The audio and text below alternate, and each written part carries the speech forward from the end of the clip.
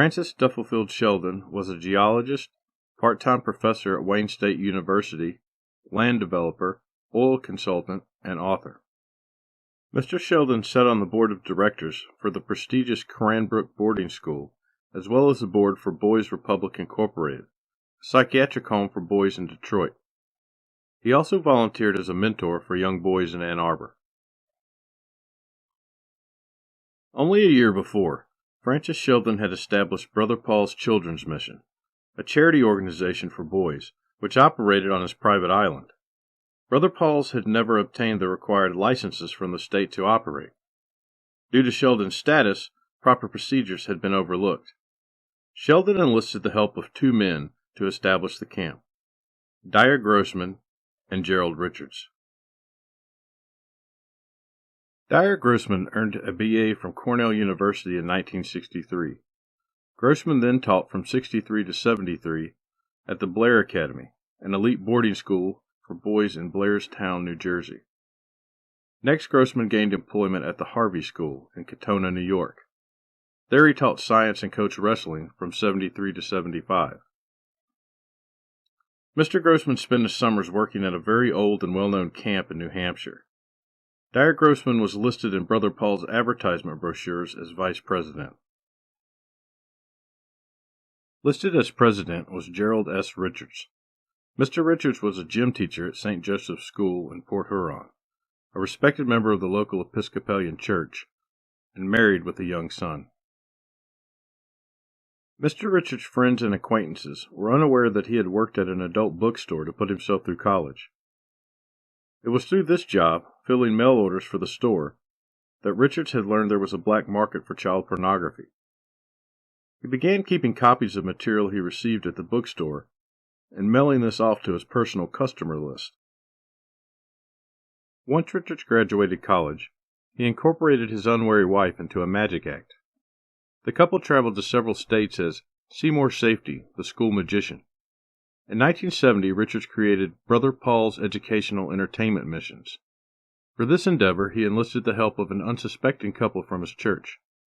The new charitable organization gave Richards access to nearly every area school. Richards had the entire town fooled. Many area businesses donated to the program, and the local paper printed a large article in support. One of the reasons Richards was so popular with kids was that he physically resembled one. Jerry, as he was called, stood the height of an average 14-year-old boy and weighed only 110 pounds.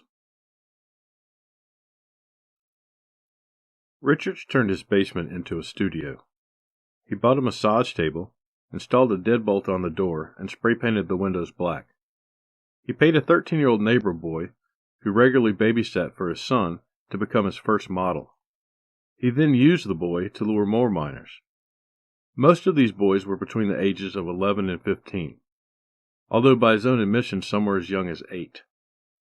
Next, Richards began to place his own ads in adult magazines. He used code words buyers and sellers of child pornography understood. Two of the publications Richards placed ads in were Hermes and Better Life Monthly. Better Life Monthly was a thinly veiled code for Boy Lovers Monthly. Richards placed his ads as a magician. These would read something like this: Magician for hire. My assistant and I would like to come see you.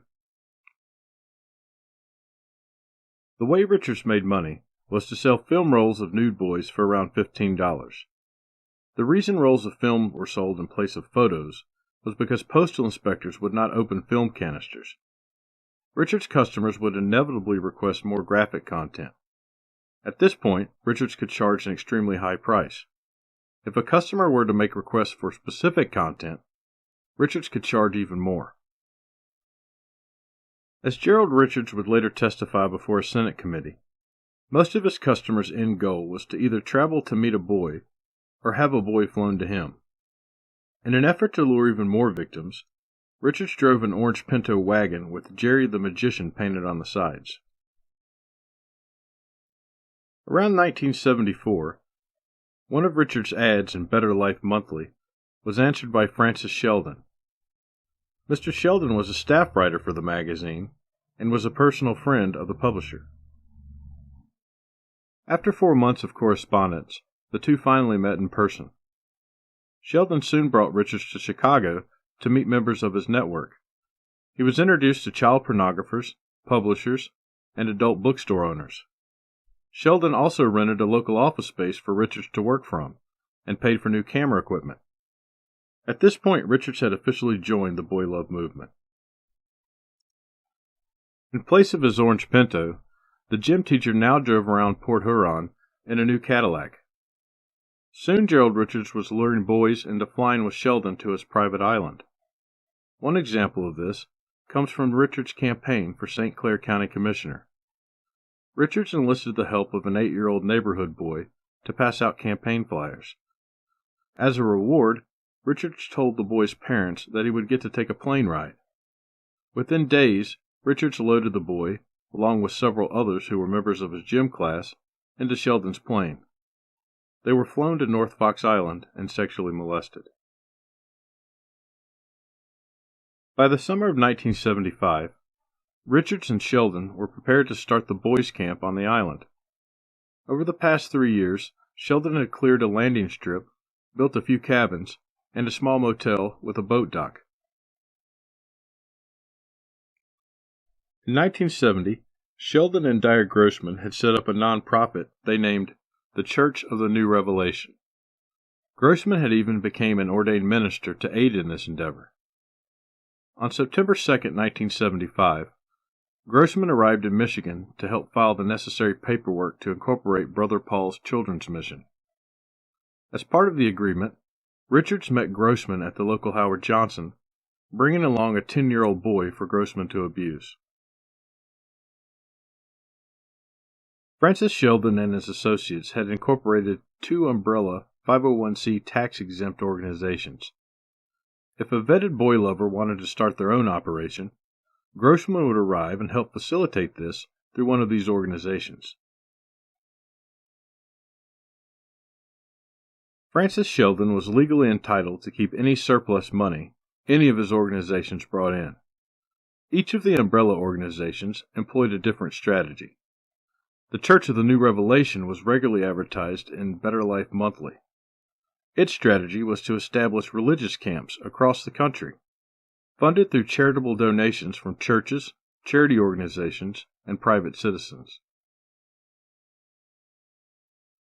The second umbrella organization was named the Ocean Living Institute. Its strategy was to build a youth camp and science center. The Ocean Living Institute was advertised in established science magazines.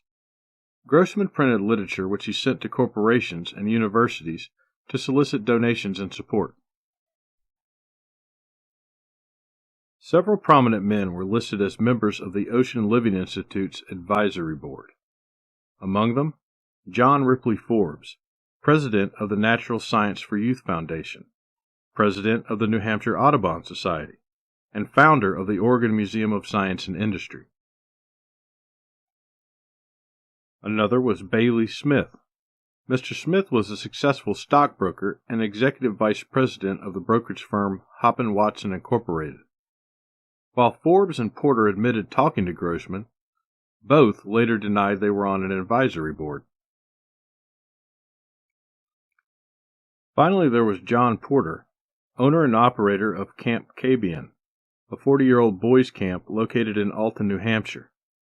Grossman had attended the camp as a child and had recently served as camp director. Mr. Porter was a founding member of the American Camping Association. He also served as the New England Camping Association's first vice president. In 1976, Grossman was attempting to purchase a disused Girl Scout camp in the Northwest to serve as a location of the Ocean Living Institute. From this July 19, 1976 letter, sent to Gerald Richards from Mr. Grossman, we can gain some insight into how these schemes worked. After informing Richards that he is currently grooming a 12-year-old boy in California, Grossman writes, I have met several boy lover friends in this area, and also looked into foster care here. The Church of the New Revelation has recently received permanent IRS clearance for another foundation, the Educational Foundation for Youth. Meanwhile, I have been looking into foster home possibilities in this area. The state pays foster parents $180 per child per month. Some homes which take problem kids get as much as $400 per month, and the federal government pays as much as $700 per month for kids in a runaway home. All in all, it looks like a good deal, and I hope we will eventually set something up here. Meanwhile, we have acquired some property as a donation in Oregon. It is not suitable as a campsite, but it is worth about $15,000, much of which can eventually go to help set up the camp, home, etc. Anyway, do keep in touch and let me know how things are going for you. Best, Dyer. Grossman had just arrived in California after moving out of an apartment in Carmel, New York. The property manager later described the state Grossman left the apartment in. The walls were plastered with photographs of young boys, which she described as obviously being taken at a summer camp. The rooms were littered with newspaper clippings. She described Grossman as a strange man who kept odd hours. She recalled that he carried a camera with him at all times. Back in Port Huron, Richards had spent several months hand-picking victims. He personally met with the boys' mothers and told them the boys were eligible to attend Brother Paul's camp at no cost, due to their outstanding performance and character in his gym class. He explained this was possible through the generosity of his close friend Francis Sheldon. When the day finally arrived, the boys were taken to the county airport by their parents, where Sheldon was waiting in his plane. All of these boys were aged 11 to 13.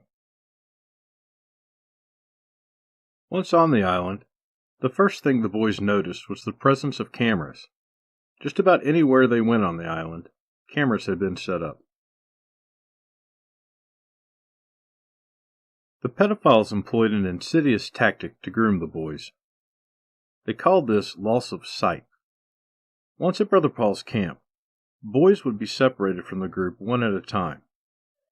At this point, a man the child was completely unfamiliar with would inappropriately touch the boy. Many kids would immediately tell the man who had brought them to the island, thus giving the chaperone a chance to convince the boy it was no big deal, and tell him it was perfectly normal. If the boy could not be convinced, or he pretended, telling his mother upon returning home, the chaperone had plausible deniability and would respond with, "I completely misunderstood what he was trying to tell me," or, "This is horrible, I had no idea." Always followed with, "I just lost sight of him for a little while." On July 23, 1976, Gerald Richards was arrested during a visit to his doctor's office. The investigation leading to his arrest began after several mothers had brought their sons to the police station. Some had been abused by Grossman and Sheldon as well. All of the boys had attended the school where Richards taught. One woman told police of Sheldon flying circles over their house to lure her son. Completely by chance, Sheldon happened to phone Richards' house during the day of his arrest. Richards' distraught wife, not knowing of Sheldon's involvement, and most likely not knowing why her husband was in jail, informed him of the arrest. Barely 4 days later, at 12:20 a.m., police executed a search warrant on Sheldon's Ann Arbor residence. Anticipating this, Sheldon had already cleaned the place out. Even though the search turned up nothing, police already had incriminating photographs of Sheldon with naked boys.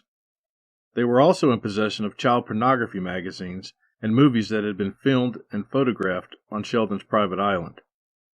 Even with this overwhelming evidence, the Washtenaw County Prosecutor's Office refused to issue an arrest warrant for Francis Sheldon. On August 2, 1976, prosecutors finally gave police an arrest warrant for Francis Sheldon. 3 days later, one of his victims put a rifle into his mouth and committed suicide. Francis Sheldon had been molesting this boy since he was 9 years old. On September 13, 1976, Gerald Richards pled guilty to criminal sexual conduct with 2 boys, 8 and 10. Dyer Grossman's arrest warrant was not issued until December 7, 1976. Exactly 1 year later, Grossman was picked up by California police along with 2 other child molesters. Police did not have sufficient evidence on him at the time to keep him in jail. By the time it was realized that he had given them a false name, Grossman had vanished. Francis Sheldon and Dyer Grossman have never been tried for their crimes. Once in jail, Gerald Richards told authorities everything he knew. Through this information, state and federal law enforcement were able to gain a clear understanding of how the boy love movement operated. Richards' information enabled investigators to infiltrate operations in multiple cities. This is a chart Richards drew for law enforcement, detailing how the child pornography business operated. In Michigan, police had Richards write an advertisement, which they then published in the Broad Street Journal. Richards crafted an ad for a non-existent boys' camp, using boy lover code words. The response was overwhelming. Pedophiles from across the country wrote in with graphic descriptions of what kind of boys they wished to pay for. Police then sent clothes photos of boys to the respondents. Next, detectives arranged meetings at hotels where the child molesters were asked to bring photos and movies of their previous crimes to trade. Over 100 men were arrested in this way, and by a single state agency using a single ad. Some defendants turned informant, and even more men were caught. By the end of the 1970s, nearly all child pornography operations in the United States were members of the boy love movement. After his arrest, Richards testified before a Senate committee that members were given codes to identify themselves. Joining the movement in its infancy, his personal code was BL 147.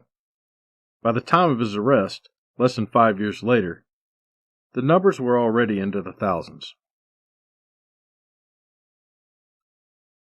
Richards also testified about how victims were chosen. He listed 3 criteria that all child molesters used. The first was physical appearance and age.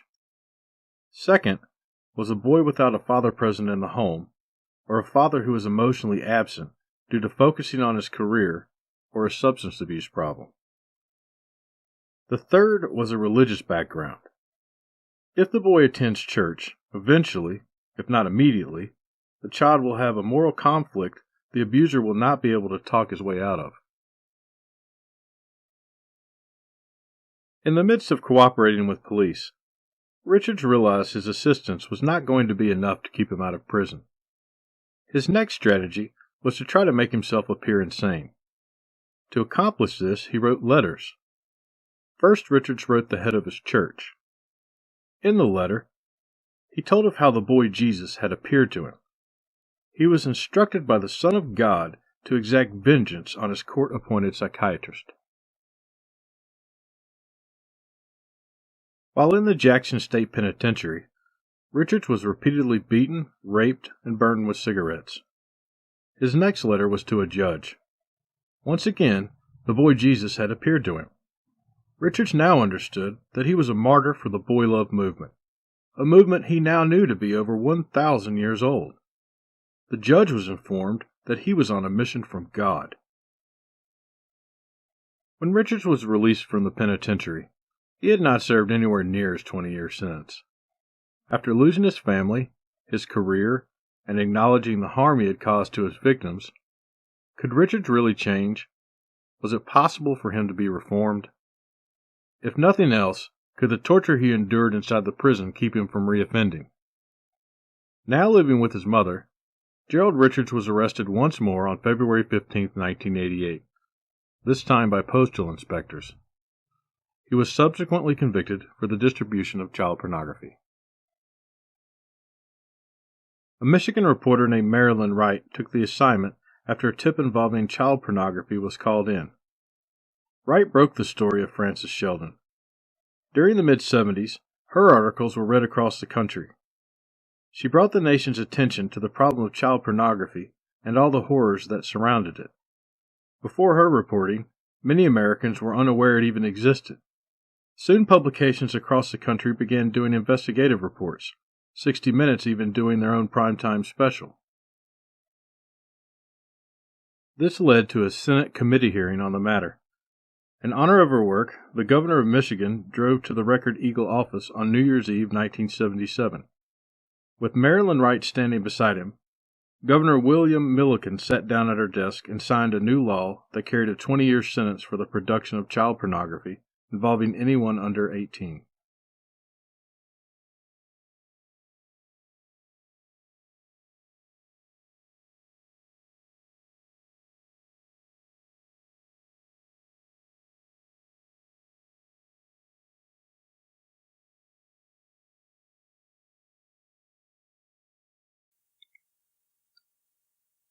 Brother Paul's was not Sheldon and Grossman's first endeavor.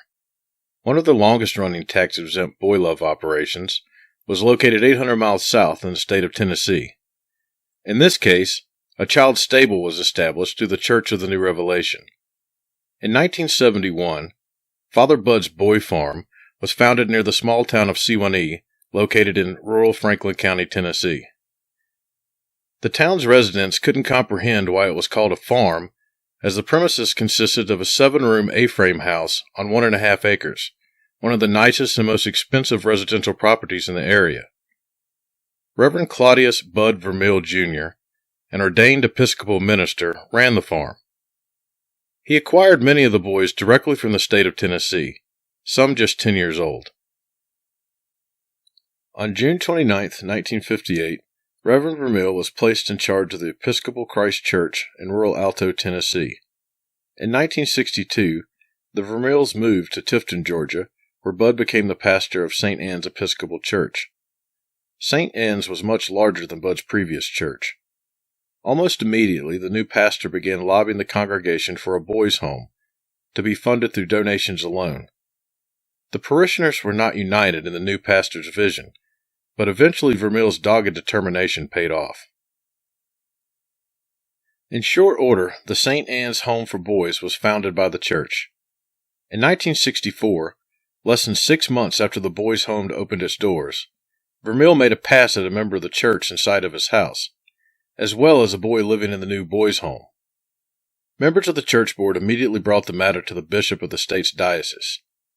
Bishop Albert Rhett Stewart told the vestry, "Now, gentlemen, if you are about to do what I think you are, don't do it. Vermeil is going into secular employment and will receive medical care." On June 4th of 1966, Bishop Stewart accepted Vermeil's resignation as pastor to avoid an official investigation by the church. It does not appear that law enforcement was ever notified of the prior event inside the boys' home. Later that year, Vermeil left his secular employment and used his Episcopal credentials to become chaplain of the State Youth Development Center in Augusta, Georgia. Incredibly, Vermeil had been allowed to remain an ordained priest. To the detriment of the children housed in Georgia's youth center, the Episcopal Church had given no warning to state authorities before he was hired. Just months after Father Bud was installed as chaplain for the State Youth Development Center, he was banished for life. The reason has never been made public. After this, Father Bud lost his credentials as an ordained minister. Just how this was accomplished is not clear. Vermeil then moved his family back to the same area of Tennessee where he had previously been a pastor, and took a job with a commercial printing company named Curtis 1000. Upon his return to Tennessee, Vermeil joined the Tennessee Corrections Association and somehow managed to become the president of the Franklin County Mental Health Association. In this capacity, Vermeil wrote news articles on juvenile delinquency. In 1971, Vermeil's wife could take no more and finally divorced him. Unbelievably, this same year, Bishop Stewart restored Vermeil as an ordained minister. To add insult to injury, the Episcopal Diocese of Tennessee issued Father Bud with the church termed a courtesy license, which enabled him to hold Episcopal services in the state. Vermeil immediately opened Father Bud's Boys Farm. One unanswered question is how Vermeil came to own the house. He bought the property within a year of arriving back in Tennessee. However, it is unclear if the house was built at that time. What is clear is that the house was worth $500,000 in today's money when the boys' farm opened. Just how a man who worked as a sales rep for a paper company could afford such a home is a mystery. Add to that, he is able to retain the property even after his divorce. To this day, Vermille's financial backer has never been exposed. In 1971, Vermille established the Boys' Farm through the Church of the New Revelation. Now the representative of an official 501c organization, Father Budd applied in probate court to have wards of the state sent to his personal residence for rehabilitation. His request was granted. Each new victim earned Father Budd monthly payments from the county as well as the state of Tennessee. Vermille's operation worked like this. Once the boys arrived, they were endlessly harassed to make pornographic films and pose nude for photos. Those who refused were denied privileges, sometimes even beaten.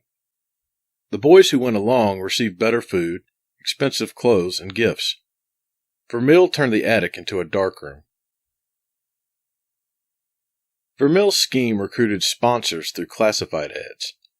When a donation of $25 to sponsor a boy was mailed, the sponsor would then receive a roll of 35mm film depicting a boy posing nude. If the sponsor wanted to see more graphic content, they would be charged extremely high prices. Sponsors came from nearly every state, Canada, and Australia. Vermille had a list of names totaling 270 men. Father Budd was careful to never allow any pictures of himself to be taken. He explained his reasoning for this to a sponsor who would later testify in court. Such pictures would be too hard to explain to the bishop. Part of the proceeds were used for the extensive vetting process to investigate men who wanted to visit the farm or have boys delivered to their door. Both were services offered by Father Budd. Many sponsors were refused. Those who passed the background check were deemed trusted boy lovers and were assigned a number. The vetting process was extensive. Members of the Boy Love Network would show up at the pedophiles' place of employment, inspect their homes, review their criminal records, and even their taxes. Francis Sheldon's name was later found on the visitors list, and pornography filmed at the farm was published in Better Life Monthly. On July 6, 1974, Father Budd's 22-year-old son Bill disappeared. He was last seen at a friend's apartment the previous night in Sewanee, Tennessee. Several days later, his car was located behind a building in town. Bill's wallet was then found by one of Father Budd's neighbors on the rural road leading to the boys' farm. Vermille told local police that his son was carrying about $300 in cash and that he was absolutely certain that his son had been killed and buried in the area. Shortly after this, Vermille ran newspaper ads offering a reward for information about his son. On November 4, 1976, Father Budd's luxurious home was raided. A total of 30 boys had been victimized. Not all were sent by the state, as Vermille had used the victims living in his house to recruit local schoolboys. Investigative journalist Cliff Leindecker's book Children in Chains gives a detailed description of Vermille and one of his victims' fate. In court, a 24-year-old former friend of one of Vermille's biological sons, who was also listed on the board of directors of the boys' farm, testified that Vermille had taken pictures while he and Vermille's son had sex with 2 women. Vermille admitted in court that he had taken nude pictures of his own son and mailed them to sponsors. Vermille's attorney actually tried to use this as a defense, claiming that his client was using the pictures to reform sex offenders. A 21-year-old former resident at Father Budd's took the stand and testified that Vermille was innocent. Following his testimony, prosecutors provided the court with child pornography made on the farm, showing the faces of former residents. Father Budd was sentenced to 25 to 40 years in the Tennessee State Penitentiary. After the trial, the 21-year-old, who Vermille had convinced to perjure himself, was sentenced to 3 to 6 years in prison. The following month, Vermille's 5-bedroom A-frame house was burned to the ground. Vermille was able to remain free until his appeal was heard. After his trial, Claudius I. Vermille, Jr. was once again self-deposed from the Episcopal priesthood. This time Bishop G. Paul Reeves of the Georgia Diocese accepted Vermille's renunciation of vows. Father Budd was never formally defrocked as an Episcopal pastor. Vermille walked out of the Tennessee State Penitentiary in 1987, only having served 15 years of his 25 to 40-year sentence. Immediately after Vermille's arrest, Tennessee authorities sent the names of all men with Michigan addresses who appeared on the list of sponsors for Father Budd's Boys Farm to Michigan authorities. Here are 3 examples of who sponsored the boys, taken directly from Michigan State Police records. A 37-year-old staff member from the University of Michigan at Ann Arbor told police he only sent care packages of clothing to the boys' home in Tennessee. After being shown records of his payments, the man admitted that he had received child pornography from the home but was completely shocked and broke off all contact. He had no explanation for not calling police and told detectives he had destroyed the pictures. Next was a single man who worked for the Wayne County, Michigan Department of Social Services. He claimed that he had received a brochure in the mail asking for donations. He admitted sending regular payments to the mail, but denied ever receiving anything else through the mail or visiting the boys' home. At the time of the police investigation, this man had a male foster child living in his house. Third was a Detroit area elementary school principal of 17 years, 30 years total in the school system. The principal told detectives that he had received a brochure in the mail requesting donations and claimed he sporadically donated. He then admitted to receiving child pornography from the boys' home, but stated that he threw it away, then debated as to whether he should send more money. He finally decided it would be best to continue sending money, but just once in a while. At this point, investigators showed him evidence taken from the boys' home that indicated his regular monthly payments. The principal then changed his story and told detectives that he received child pornography from the boys' home approximately 4 to 5 times. When he saw an article in the news about an investigation at the home, he decided it would be for the best if he stopped sending money. He further claimed that he had never visited the boys' home. The principal had no explanation as to why, after receiving child pornography, at least 4 times by his own admission, he destroyed all evidence in every instance and never contacted police. But how was Father Budd's operation discovered in the first place? This brings us to our next chapter in the story. In September of 1976, just 2 months before Father Budd's was raided, New Orleans police executed multiple search warrants. The first house contained a file with Vermille's address and information. Other homes contained child pornography filmed at the boys' farm.